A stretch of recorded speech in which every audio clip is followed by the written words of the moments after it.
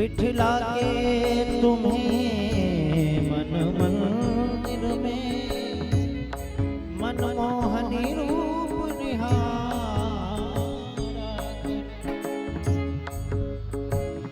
भर के पात्र में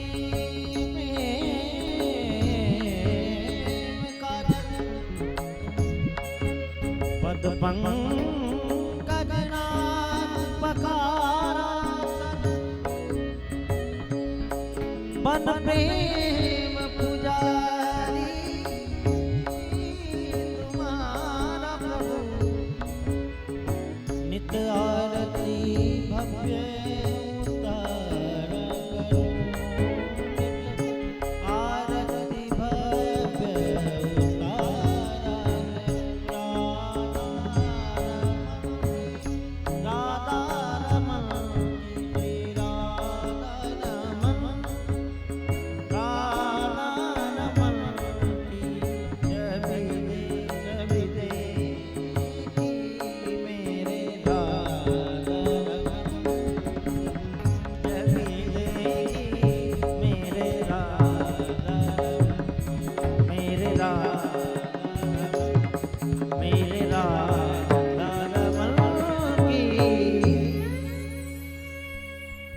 श्री वृंदावन बिहारी लाल की जय।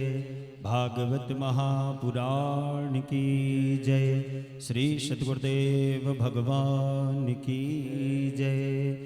गुरुर्ब्रह्मा गुरुर्विष्णु गुरुर्देव महेश्वरा गुरुः साक्षात् परब्रह्म तस्मै श्री गुरवे नमः।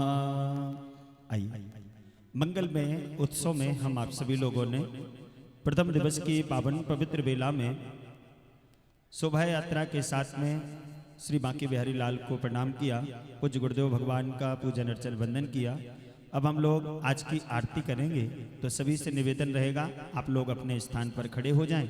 मुख्य यजमान यहाँ से आरती करेंगे, हम सभी लोग आरती का मंगल में दर्शन करें। तो सभी से निवेदन अपने स्थान पर आप सभी लोग खड़े होकर और मंगल में आरती का दर्शन करेंगे। ओम रत्नेश्वर्यै नमः, ज्वालामालिन्यै नमः। चंद्रमा मनशो जात चक्षुः सूर्यो जायत, श्रोत्रात् वायुष्य प्राणश मुखार्तग्निरजायत। बांके बिहारी तेरे आरती गाऊं श्री बांके बिहारी तेरे आरती गाऊं तेरी आरती गाऊं प्यारे आपको रिझाऊं आरती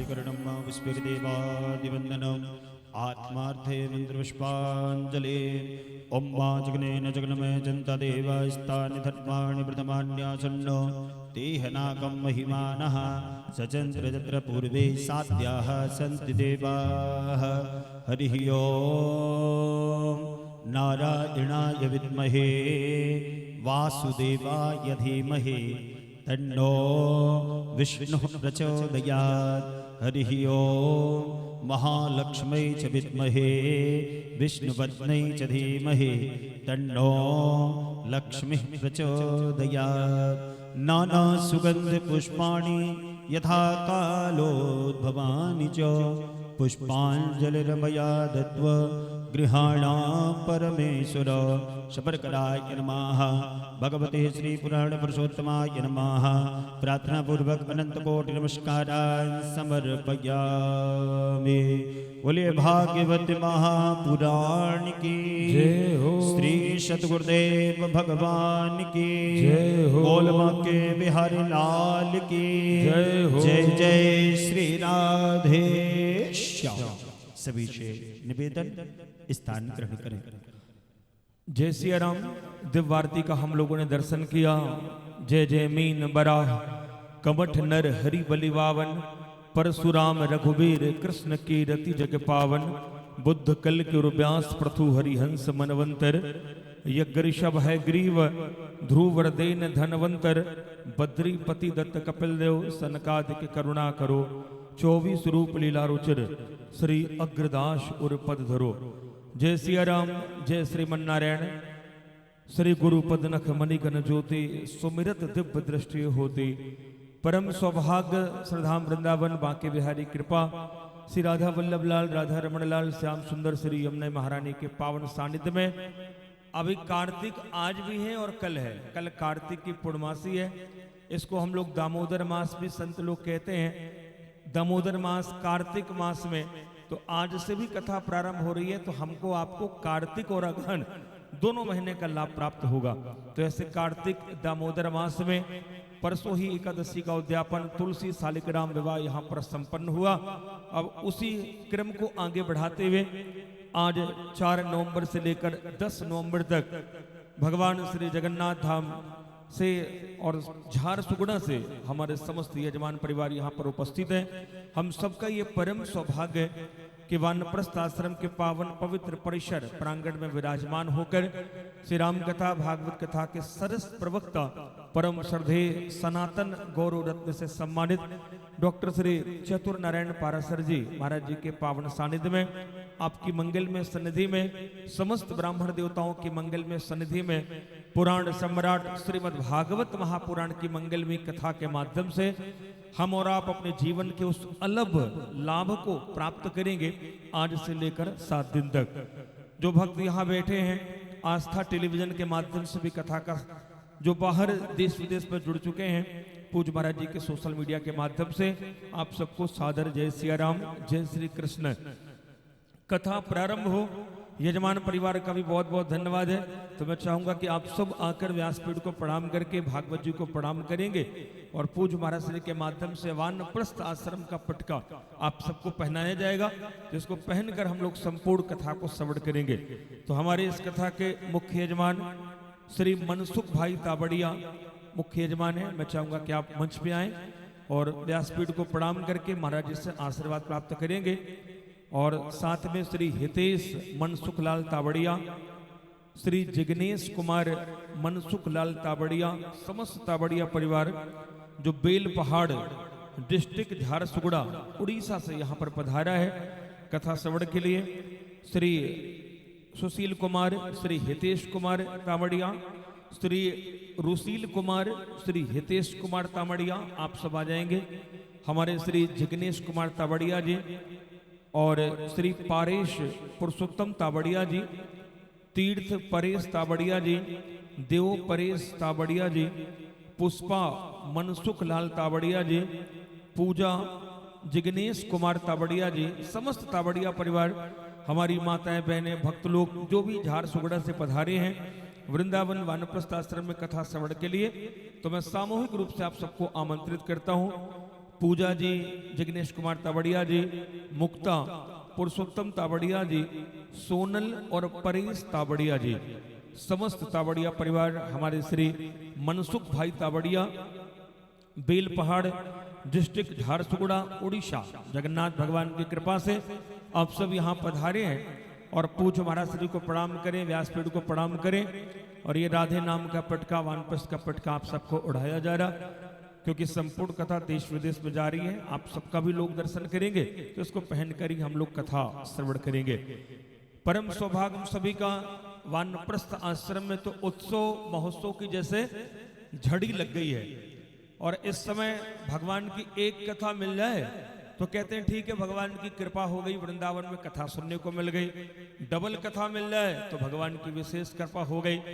लेकिन आज से वानप्रस्थ में 3 कथाओं का आयोजन है। ये डबल कृपा नहीं, ट्रिपल कृपा है। अति विशिष्ट कृपा हम सब पर हुई है। अब इसका फायदा हमारे तीनों यजमान उठा सकते हैं। अगर घूमना तो आप वृंदावन कभी भी आकर दर्शन कर सकते हैं। वैसे भी कितनी भीड़ है इस समय कार्तिक मास में, तो ये भगवान ने 3 कृपा आप सबको सुलभ करा दी है। वही भगवान जो बैकुंठ साकेत गोलोक में दुर्लभ रहते हैं, वही भगवान जो मंदिर में हमसे बोलते नहीं हैं, मौनी ठाकुर बन के बैठते हैं, लेकिन वही जब कथा के रूप में व्यास भगवान के श्रीमुख से जब कथा प्रवाहित होती है तो वही दुर्लभ भगवान हमारे लिए सरल हो जाते हैं, सुलभ हो जाते हैं। तो आज प्रातः 10 बजे से 1 बजे तक आस्था के माध्यम से, पूज्य महाराज श्री के सोशल मीडिया के माध्यम से हम सब आज से कथा का श्रवण करेंगे। राम कथा भी है, भागवत कथा भी, चिरंजीव रामासी के माध्यम से हम लोग श्रवण कर रहे हैं। आप सोशल मीडिया से जुड़ जाएंगे तो इन तीनों कथाओं का आनंद आप घर बैठे प्राप्त कर लेंगे। आज चूंकि कथा का पहला दिन है, कार्तिक मास है, तो आप सबसे बस यही निवेदन है कि अभी लगातार कितने भक्त, कितने ब्राह्मणों का, मैंने कल भी ये बात कही थी कि हमारे महाराज जी को प्रसन्नता होती है जब ब्राह्मणों की पंगत, संतों की पंगत, तीर्थ यात्रियों की जमघट लगती है। इस समय तो भक्ति का डंका बज रहा है वानप्रस्थ आश्रम में। शालिग्राम विवाह, ब्रज यात्रा और सुंदर तुलसी शालिग्राम विवाह महोत्सव, ये कार्तिक रस महा महोत्सव चल रहा। तो महाराज जी को हमारे बड़ी प्रसन्नता होती है। तो खूब ब्राह्मण एक साथ बैठते हैं, उनकी सेवा करने का, उनको भोजन कराने का सुंदर सौभाग्य वानप्रस्थ परिवार को मिलता है। आप सब निरंतर आस्था के माध्यम से इसका दर्शन करते हैं। ये वानप्रस्थ सेवा के लिए ही जाना जा रहा है। गौ सेवा, संत सेवा, ब्राह्मण सेवा, वृद्ध माताओं की सेवा, ये सेवा और कथा, ये वानप्रस्थ के पर्यायवाची शब्द बन गए हैं। अकेला वानप्रस्थ नहीं, वानप्रस्थ यानी वृद्धजनों की सेवा, वानप्रस्थ यानी गौ माता की सेवा। तो सेवा में समर्पित आपका वानप्रस्थ परिवार आप सभी भक्तों का खूब खूब स्वागत, वंदन, अभिनंदन करता है। हम लोग कथा श्रवण करेंगे और निरंतर हो रही साधु सेवा, संत सेवा, ब्राह्मण सेवा से भी अपने आप को अवश्य जोड़ेंगे। कल कार्तिक की पूर्णमासी है, तो आप 11 ब्राह्मण, 21 ब्राह्मण, वैसे कार्तिक तो 30 दिन का है, तो 30 ब्राह्मण के भोजन की भी आप सेवा ले सकते हैं। साधु सेवा है, संत सेवा है, दोनों समय का भंडारा है, एक समय का भंडारा है। अभी कथा प्रारंभ हो रही है, बाहर हमारे संतों प्रसादी पा रहे हैं, लाइन लगी हुई है, तो संतों का दर्शन नित्य सुलभ है। तो ऐसे निरंतर होने वाली साधु सेवा, संत सेवा में से आप एक दिन की सेवा ले सकते हैं। निरंतर गौ सेवा जो महाराज श्री के माध्यम से निरंतर चलती आ रही है। इस समय विशेष रूप से ये कार्तिक मास, क्योंकि ये गो नवरात्रि का महीना है, ये गोवर्धन पूजा का महीना है, ये भगवान की उखल बंधन लीला का महीना है। इसी महीने भगवान को गोबर गोमूत्र से नहलाया गया था पूतना वध के बाद। तो ये पूरा कार्तिक मास गौ सेवा को समर्पित है। तो अधिक से अधिक आप सब भी गोचर भूमि के लिए वानप्रस्थ आश्रम का सहयोग करें, ताकि हमारा गो हॉस्पिटल और गौशाला का निर्माण तो हो ही रहा है, जिसमें आपकी भी थोड़ी सी सेवा लग जाएगी, आपका भी भूमि दान हो जाएगा और ये दान पूरी तरह से अक्षय हो जाएगा। तो गोचर भूमि के लिए आप 1 गज, 2 गज, 3 गज, 5 गज, 10 गज भूमि भागवत जी के सानिध्य में कार्तिक मास में आप सभी अवश्य करें। आगामी 21 नवंबर से 27 नवंबर वृंदावन 84 कोस की यात्रा हो रही है। हर साल यात्रा होती है, तो इस बार तो हमारे एकादशी के उद्यापन वाले भक्त भी खूब थे, इसलिए ये डेट इस बार 21 नवंबर से 27 नवंबर रखी गई है। जो भी आस्था में देश विदेश में कथा श्रवण कर रहे हैं, एक बार जीवन में 84 कोस की यात्रा अवश्य करनी चाहिए। तो आप सभी उसके लिए भी अपना टिकट कराएं, अपना नामांकन कराएं, कार्यालय में फोन करके अपना स्थान आप सुरक्षित कर सकते हैं। वानप्रस्थ आश्रम जिससे जाना जाता है वानप्रस्थियों से, तो निरंतर वानप्रस्थ आश्रम के फेज 2 में कक्ष बन के तैयार हो गए, तो आप सब भी ब्रजवासी बन सकते हैं, ब्रजवास कर सकते हैं। तो अपनी कुटिया और कक्ष की बुकिंग के लिए भी आप फोन करके और इस कार्तिक मास में आप भी अपना एक कमरा बुक करा सकते हैं। तो आइए इन्हीं सूचनाओं के साथ जो हमारा कार्यक्रम तो लगातार नवंबर दिसंबर है, तो 21 से 27 नवंबर 84 कोष की यात्रा, और इस बार मकर संक्रांति के पावन अवसर पर पूज्य श्री रामांश जी पारासर जी को हम लोग श्रवण करेंगे। अभी तो वानप्रस्थ में आपकी कथा हो रही है, मकर संक्रांति के अवसर पर जो भगवान का चक्र तीर्थ है, भगवान का चक्र जहां पर गिरा वो भजन की ही भूमि है। तो ऐसे भजन की भूमि नैमिष नारायण की पावन धरा पर खूब संतों का सानिध्य उस कथा में रहेगा। तो 10 से 16 जनवरी चिरंजीव रामांश पारासर जी के माध्यम से विशाल श्रीमद् भागवत कथा नैमिष नारायण पर हो रही है। उस कथा में यजमान, सही यजमान, पोथी यजमान या सिर्फ कथा श्रवण के लिए भी आप आना चाहते हैं तो आप कार्यालय में फोन करें। तो आइए, पूज्य महाराज श्री विराजमान है, आप सब कार्यालय के नंबर लगातार चल रहे हैं, गौ सेवा, संत सेवा, ब्राह्मण सेवा, वो अपना कमरा बुक कराने के लिए भी आप फोन करके अपना नाम लिखा सकते हैं। हम लोग हाथ जोड़कर श्री बांके बिहारी लाल भागवत जी को प्रणाम करें, महाराज जी के श्री चरणों में प्रार्थना करें। आज के प्रथम दिवस के मंगल में कथा श्रवण करा के अब जितना भी समय शेष है शरीर संसार से वैराग्य हो और भगवान के चरणों में हमारा अनुराग बढ़े, इन्हीं पवित्र भावों को लेते हुए जयकारे के साथ आज की कथा में प्रवेश करेंगे। श्री वृंदावन बिहारी लाल की जय, श्रीमद् भागवत महापुराण की जय। जय जय श्री राधे श्याम।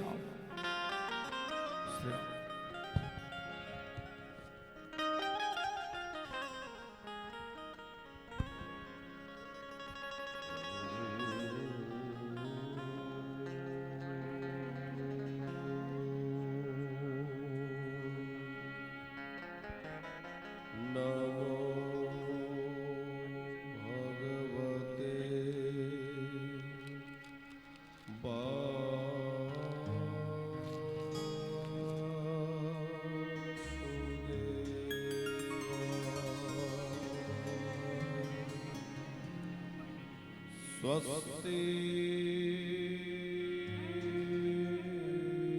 श्री गणेशाय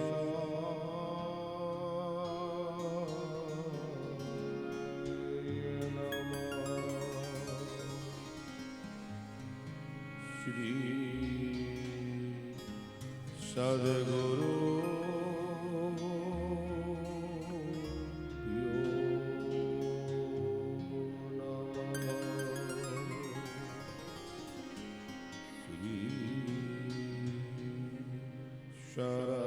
सरस्वती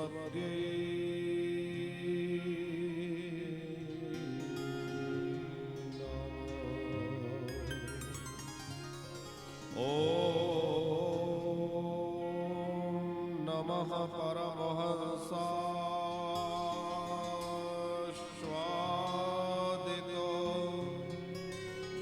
चरण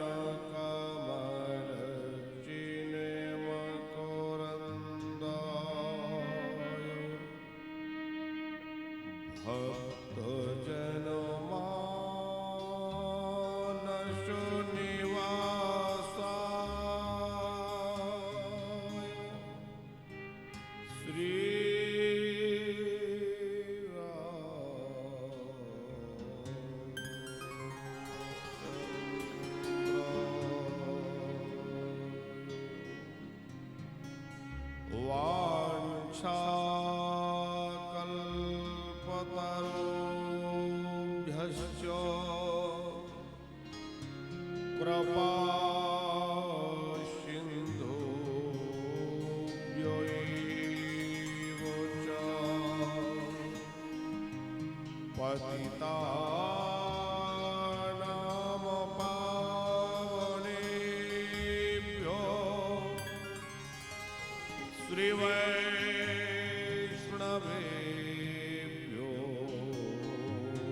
नमो नमः। पहला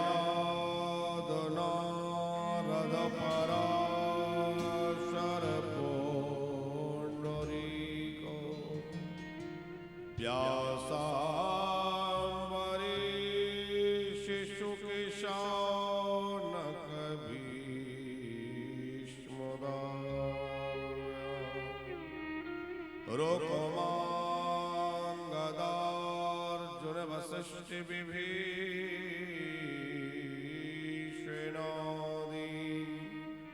पुण्यानि मान परम भागवता नमामि। श्री सीतानाथ समारंभा श्री रामानंदार्य मध्यमा अस्मदाचार्य पर्यन्ता वंदे श्री गुरु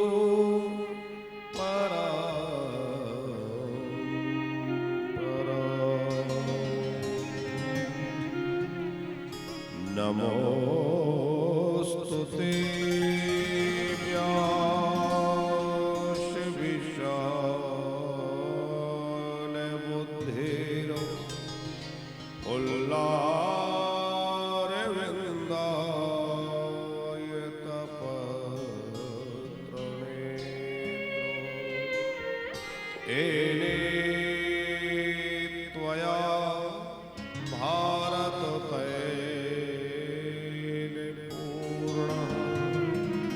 प्रज्वालित हो गया नो माया प्रदीप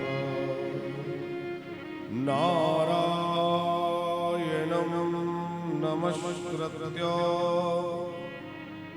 नरं चैव नरोत्तमं देवीं सरस्वतीं व्यासा ततो जयमुदीरये।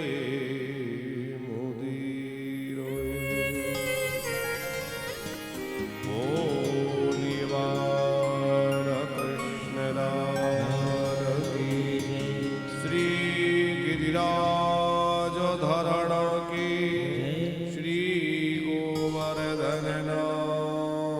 की श्री सद्गुरुदेव भगवान की श्री गोपीश्वर महादेव की श्री कात्यायनी मैया की श्री श्याम सुंदर यमुने महारानी की साव संतन की साव भगतन की अखिल भुवनवंश की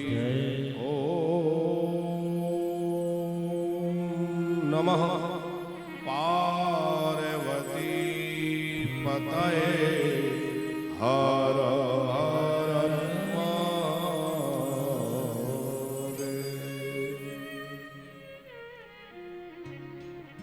अनंत कोटि ब्रह्मांड नायक परात्पर परब्रह्म परमात्मा अकारण करुणा वरुणालय भक्तवांचा कल्पतरु श्री राधा माधव उनकी ही वांगमयी प्रतिमूर्ति श्रीमद् भागवत महापुराण भूत भावन दैवादिदेव भगवान गोपीश्वर महादेव जिनकी पावन चरण सन्निधि भगवत कथा रस रसिक श्री हनुमंत लाल जी महाराज जिनकी भावमयी सन्निधि भगवान के अनुग्रह विग्रह स्वरूपाचार्य वृंदो विप्र वृंदो भगवान की कथा को सुर संगीत से सजाने वाले संगीताचार्य गण यजमान गण श्रोता वृंदो भक्ति श्रद्धामयी माताएं और चैनल के माध्यम से दूर दराज क्षेत्रों में कथा का श्रवण पान कर रहे समस्त हरिभक्त वैष्णवजन सभी के हृदयस्थ भगवान राधा माधव के श्री चरणों में कोटि कोटि वंदन करते हुए भगवान की परम पावनी जगत तारणी मंगल कारणी कथा आरंभ करें। कथा के पूर्व भगवान नाम का आश्रय ग्रहण करें जिससे कि हमारा मन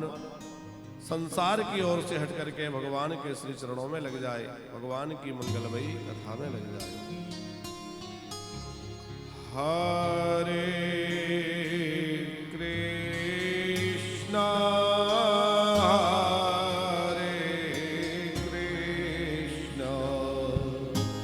कृष्णा कृष्णा हरे हरे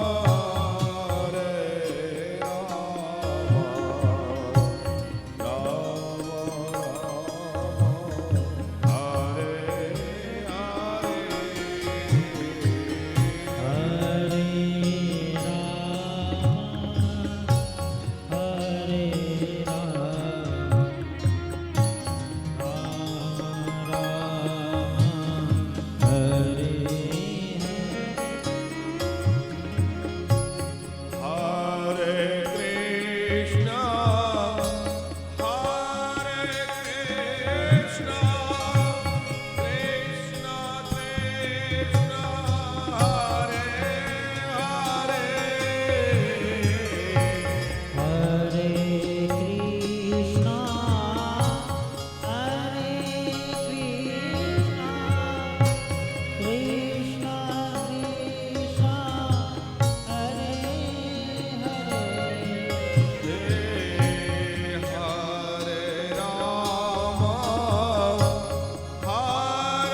Rama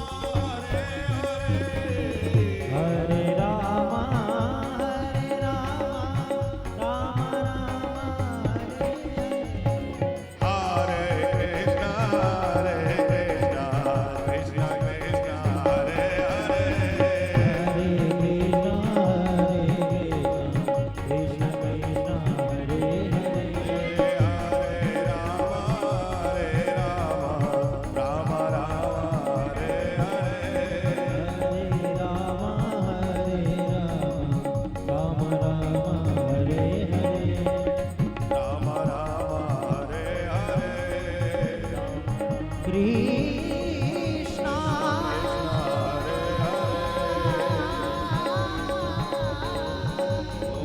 कृष्ण हरे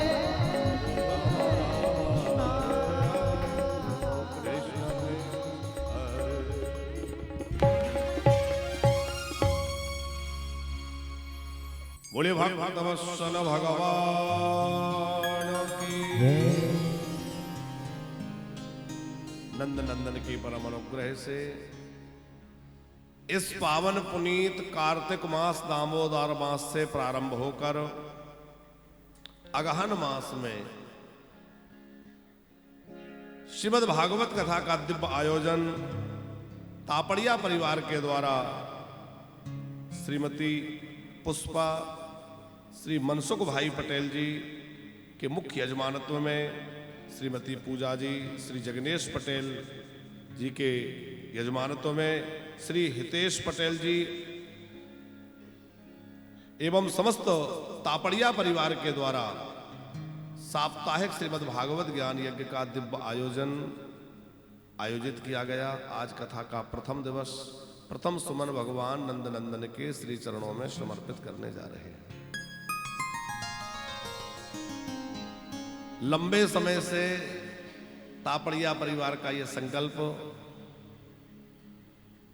और बहुत पहले से आपने कथा की तारीख भी सुनिश्चित कर रखी थी और आज आप जब श्रीमद् भागवत की पोथी सर पर विराजमान करके और राम राजा सरकार के मंदिर से चले तो हमें पूरा भरोसा है कि आपके समस्त पितृ जो है वो आप जैसे प्रसन्नता में झूम रहे ऐसे ही झूमते हुए नाचते हुए आनंद मना रहे होंगे कि आज हमारे उद्धार का पूरा मार्ग प्रशस्त हो गया। क्योंकि श्रीमद् भागवत तो वह ग्रंथ है कि जिसके सुनने की इच्छा होने मात्र से श्री हरि हृदय में अवरुद्ध हो जाते हैं। श्रीमद् भागवत को सुनने से भगवान मिलेंगे ऐसा नहीं है, बल्कि सद्यो हृदय वर्द्रते कृत भी सुश्रुष्टक्षणात् श्रीमद् भागवत कथा के श्रवण की इच्छा होने मात्र से ही भगवान श्री हरि हृदय में आ जाते हैं।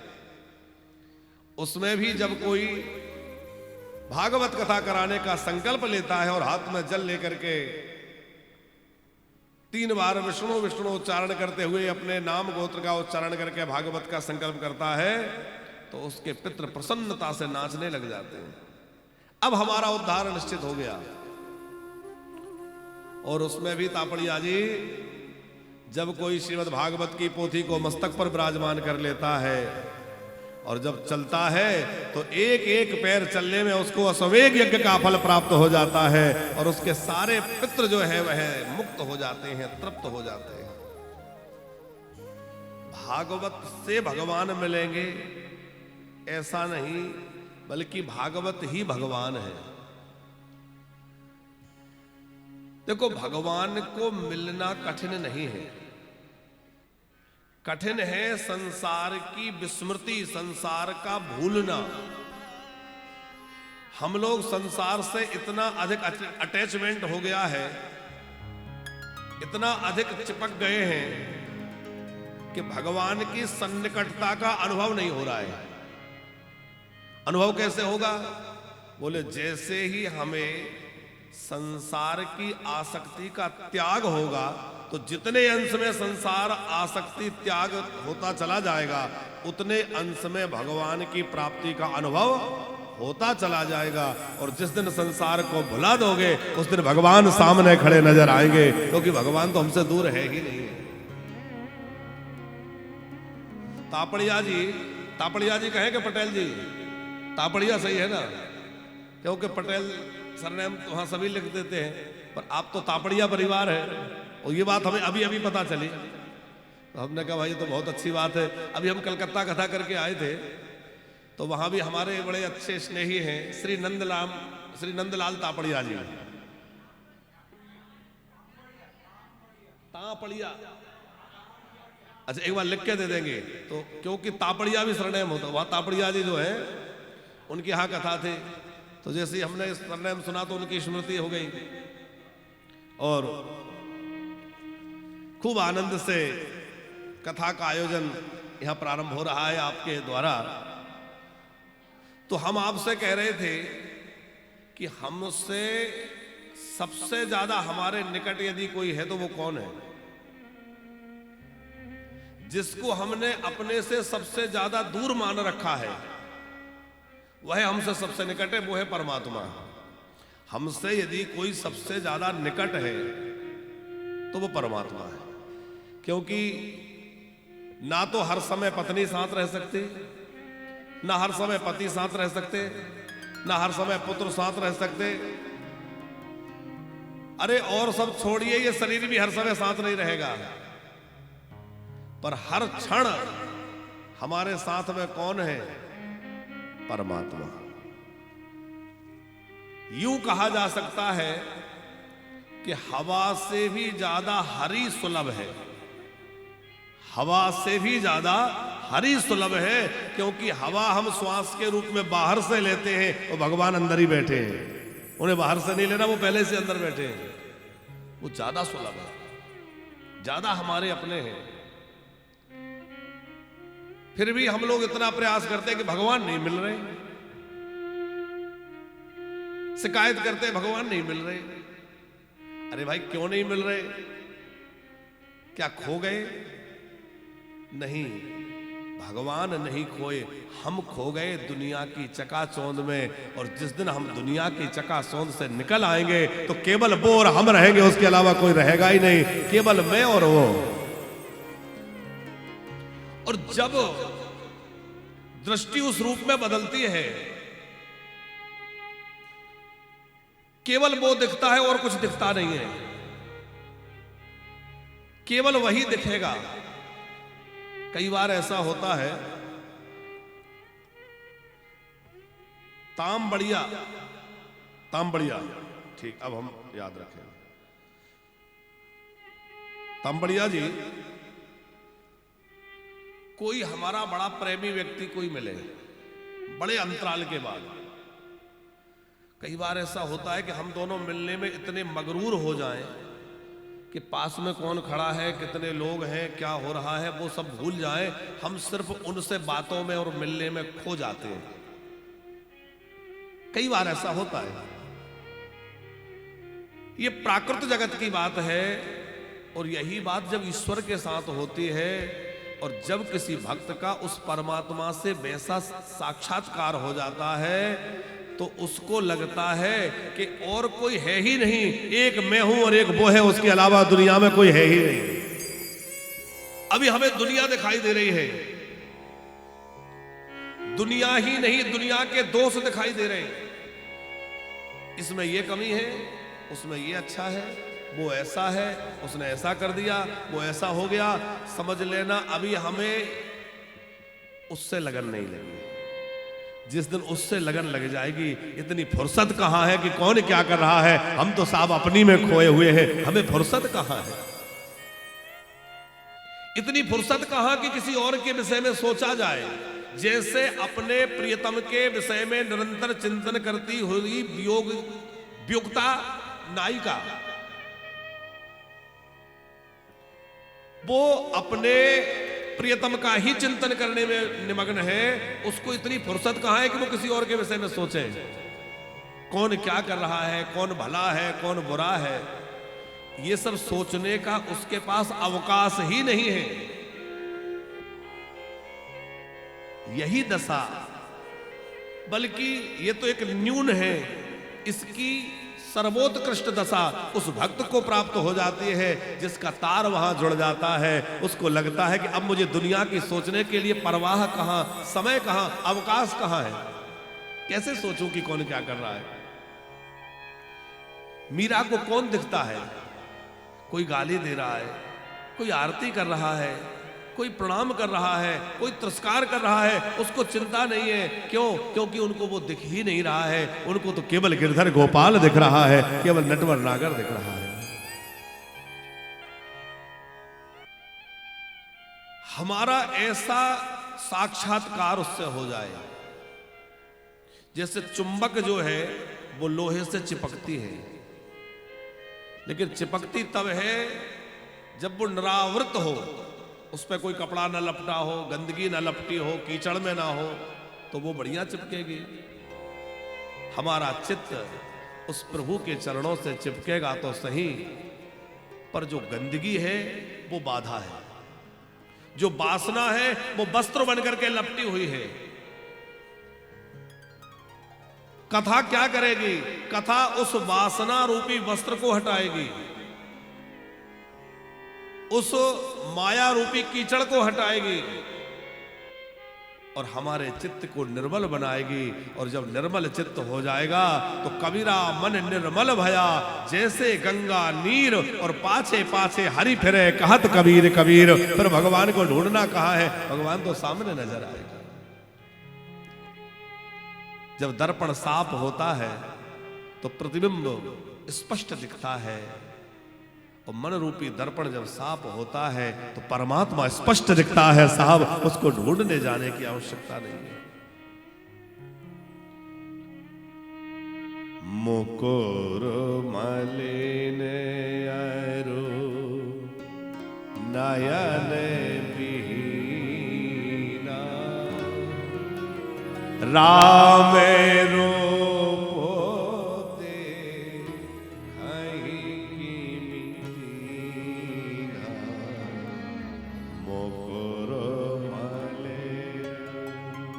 जिनका मन रूपी दर्पण मैला हो गया है और जिनको नेत्र भी नहीं है, उनके सामने कोई खड़ा रहे दिखेगा? अंधा व्यक्ति बेचारा जिसको आंख नहीं है, मजबूर है, सामने के व्यक्ति को देख नहीं सकता है। कितना बढ़िया दर्पण सामने रखा हो, अपने प्रतिबिंब को भी नहीं देख पा रहा है क्योंकि उसको नेत्र ही नहीं है। इसी प्रकार कोई दर्पण बहुत मैला है और उस मैले दर्पण के सामने कोई व्यक्ति खड़ा हो जाए तो प्रतिबिंब नजर नहीं आता है, क्योंकि दर्पण बहुत ज्यादा ढका हुआ है। तो दोनों चीजें चाहिए, एक तो आंख चाहिए और दूसरे दर्पण भी साफ चाहिए। आंख क्या है? वो है ज्ञान। हमारे अंदर जब तक ज्ञान रूपी नेत्र नहीं होंगे, हम उस ईश्वर का अनुभव नहीं कर पाएंगे। सामने होते हुए भी देख नहीं पा रहे हैं। क्यों? क्योंकि ज्ञान रूपी नेत्र नहीं है। दूसरा है हमारा मन रूपी दर्पण, जो मैला है। उस मैले दर्पण में वो नजर नहीं आ रहा है। हमारे उस दर्पण का मैल दूर हो जाए। दर्पण को साफ करने का उपाय क्या है? दर्पण को साफ करने का उपाय है भगवान की कथा। एतस्माद् परम किंचन मनः शुद्धि न विद्यते। मन को शुद्ध करने का, या यूं कहे कि मन को मांझने का, यदि कोई सबसे श्रेष्ठ साधन है तो वो है भगवान की कथा। इसलिए हम कई बार कहते हैं तामड़िया जी कि कथा मनोरंजन का साधन नहीं है, कथा मनोमंजन का साधन है, मन को मांझने का साधन है। मांझोगे तो उसकी कालिख दूर होगी, उसकी जो धूल जमी है वो साफ होगी। तो क्या होगा? बोले प्रतिबिंब नजर आने लगेगा। और कौन नजर आने लगेगा? बोले नंद नंदन श्याम सुंदर नजर आने लगेगा। हमारा श्याम रंग नजर आने लगेगा। खूब भगवान की कृपा है। वानप्रस्थ आश्रम में कथाओं का क्रम भगवत कृपा से खूब दिव्यता से चल रहा है। अभी आप लोगों का सौभाग्य देखिए कि 3 कथाएं एक साथ चल रही हैं। अभी प्रातः सत्र में श्रीमद् भागवत है, 1 बजे विश्राम होगी, 2 बजे से पुनः श्रीमद् भागवत की कथा चिरंजीव रामायण सुनाएंगे और उसके बाद 5:30 बजे से फिर श्री राम कथा हम यहां बैठ के सुनाएंगे। अभी एकादशी उद्यापन हम लोगों ने खूब धूमधाम से यहां संपन्न किया। खूब दिव्य भंडारा हुआ, संत महापुरुष पधारे और संतों के साथ साथ ब्राह्मण देवता पधारे और बहुत सुंदर विधि से वैदिक विधान के साथ एकादशी का उद्यापन यहां संपन्न हुआ। खूब भंडारा प्रसाद हुआ, जगह जगह से लोगों ने आकर के उसमें भाग लिया। यह धाम में बैठने का आनंद है। देखो, दृष्टि अलग अलग होती है बाबूजी। किसी को ये लगे कि अरे इतनी कथा एक साथ क्यों हो रही हैं, हमारी कथा का क्या होगा। और कोई ये भी सोच सकता है कि भाई हमें तो ब्याज में 2-2 कथाएं और मिल रही हैं, डबल ट्रिपल लाभ हो रहा है। कहां तो एक कथा मुश्किल होती है और कहां लगातार कथा मिल रही है। तो नजरिया अपना अपना है, कौन किस चीज को किस एंगल से देख रहा है उससे फर्क पड़ता है। तो यदि दूसरे तरह से विचार किया जाए तो आपको कितना लाभ यहां मिल रहा है कि इतने महासंतों के दर्शन हो रहे हैं, ब्राह्मणों के दर्शन हो रहे हैं, इतने भक्त आए हुए हैं, खूब उत्सव महोत्सव का माहौल है और एक भागवत समागम यहां बना हुआ है। केवल भागवत सप्ताह नहीं बल्कि एक भागवत समागम यहां हो रहा है कि खूब लगातार कथाओं का आनंद हो रहा है और अलग अलग जगह से भक्त लोग पधारे हैं और अलग अलग उत्सवों के माध्यम से हम लोग जुड़े हुए हैं। तुलसी शालिग्राम जी का विवाह हम लोगों ने धूमधाम से संपन्न किया, खूब आनंद से बारात निकली, दिव्य मंडप सजा और मंडप में श्री तुलसी महारानी विराजमान हुई, शालिग्राम भगवान पधारे और खूब बढ़िया विधि विधान से तुलसी जी शालिग्राम जी का विवाह आनंद से 2 तारीख को संपन्न हुआ। आज यह मंगलमयी कथा आज प्रारंभ हो रही है, ये 10 नवंबर तक अनवरत चलेगी। आज तो आस्था चैनल के सोशल मीडिया पर ही ये प्रसारित है। कल से ठीक 10 बजे से आस्था चैनल पर भी इसका लाइव प्रसारण रहेगा। तो आप अपने परिजनों को भी सूचित कर देंगे कि YouTube फेसबुक से तो श्रवण करें ही, आस्था चैनल में जिनको समय है आस्था चैनल में सुने। 10 बजे से 1 बजे तक लाइव टेलीकास्ट आस्था चैनल में रहेगा। तो हम आपसे निवेदन कर रहे थे कि कथा सुनने का जो हेतु है वो यह है कि हमारा मन रूपी दर्पण निर्मल हो जाए, हमारे जो आंखें अभी बंद है मोह के कारण, अज्ञान के कारण, वह खुले और हमें दृष्टि प्राप्त हो जाए। और जब दृष्टि प्राप्त हो जाएगी तो सच मानना आपको आंख बंद करके भी वही दिखाई देगा और आंख खोल के भी वही दिखाई देगा और उसके अलावा कुछ दिखाई नहीं देगा। न जाने कौन सा ममीरा लगाए हुई थी मीरा, न जाने कौन सा ममीरा लगाए हुई थी मीरा, जो नेत्र बंद करके भी घनश्याम देखती थी, जो आंख मूंद कर भी घनश्याम देखती थी। हम लोग बांके बिहारी जी का दर्शन करने जाते हैं, तांबड़िया जी हमें बिहारी जी नहीं दिखते, सब दिखता है। वहां का फूल बंगला, वहां का फुब्बारा, वहां की भीड़, वहां की अव्यवस्था, ये सब दिखता है, लेकिन जिसको देखने गए हैं वो नहीं दिखता है। आपको पता होगा कि सूरदास जी जब ब्रज में विराजते थे तो नित्य प्रति बांके बिहारी जी का दर्शन करने जाते थे। उस समय ऐसी भीड़ नहीं होती थी, गिने चुने लोग दर्शन के लिए आते थे। और बाबा सूरदास दर्शन करने जाए, वहीं बैठ के थोड़ा अपना कुछ भाव सुनाते थे। और भाव जब सुनाते थे तो उनके उस भजन में प्रभु की उसी छवि का वर्णन होता था जिस छवि में ठाकुर जी विराजमान है। जो वस्त्र धारण कर रखे हैं, जैसा उनका श्रृंगार है, उसका वर्णन वो अपने पदों में भाव में करते थे। किसी ने पूछा, बाबा आप नित्य प्रति आते हैं तो क्यों आते हैं? क्योंकि आपको तो आंखें ही नहीं है और लोग तो दर्शन करने आते हैं। जब आपको दिखता नहीं है तो आप क्यों आते हैं? इतना सुनते ही सूरदास जी के नेत्रों से आंसू झलझला पड़े और उन्होंने कहा, मैं उन्हें नहीं देख पाता तो क्या हुआ, वो तो मुझे देख लेते हैं, कम से कम उनकी नजर मुझ पर पड़ जाती है। आप ध्यान रखना, हजारों भक्त की भीड़ हो, पर उन हजारों भक्तों की भीड़ में भी कन्हैया तुम्हें देख लेगा, क्योंकि वो 1000 आंख वाला है। आप ये मत सोचो कि इतनी भीड़ में वो हमें कैसे देखेगा। उसकी नजर आप पर है और आपके एक एक भाव पर है, आपकी एक एक क्रिया पर है। वहां इधर उधर कुछ मत देखो, बस केवल उनको देखो, राधा रमण को देखो। तो सूरदास बाबा जब दर्शन करते, श्रृंगार का भाव गाते, तो एक दिन गोसाई बालकों ने क्या किया, सोचा कि बाबा को कोई ना कोई बतला देता होगा कि आज प्रभु ने ऐसा श्रृंगार धारण किया है, ऐसे वस्त्र धारण किए हैं। इनको दिखता नहीं है, फिर ये कैसे सुना देते हैं। तो एक दिन ऐसा किया कि ठाकुर जी को बांके बिहारी जी को कोई पोशाक ही धारण नहीं कराई,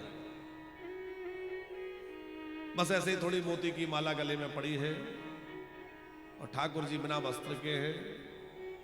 पट खोल दिया, सूरदास जी सामने बैठे हैं।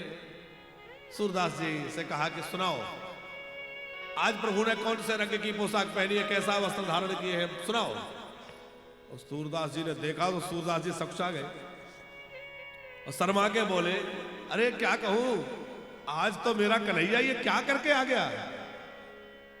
गोसाई बालकों ने क्या किया, बोले आज हरि देखे नंगम नंगा, मोतियन माल और माही विराजत, छवि की उठत तरंगा, आज हरि देखे नंगम नंगा, आज हरि देखे नंगम नंगा। क्या भाव गाया, आंसुओं की धारा।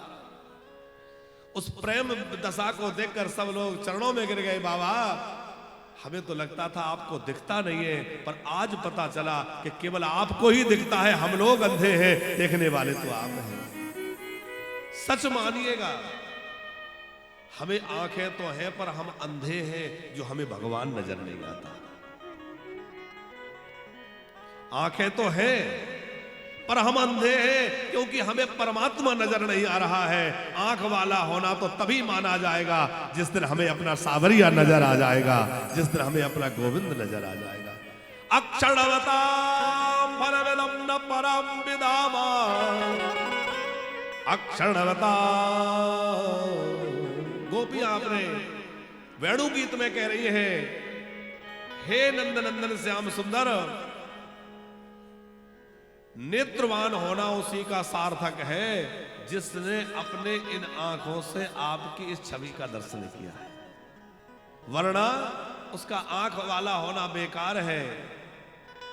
जैसे मोर पंख पर बनी हुई आंख व्यर्थ होती है, उसी प्रकार हमारी आंखें भी व्यर्थ हैं यदि इन आंखों से उसका दीदार न कर पाए तो। पर वो दृष्टि कहां से मिले जिससे वो दर्शन हो जाए। वो दृष्टि कथा प्रदान करेगी, वो दृष्टि ग्रंथ प्रदान करेगा, कोई संत प्रदान करेगा, सत्संग प्रदान करेगा। और जब वो दृष्टि मिल जाएगी तो चाहे आंख खोलना चाहे बंद करना, कोई और नहीं दिखेगा, केवल एक ही दिखेगा, केवल एक ही दिखेगा। हमारे माई कला,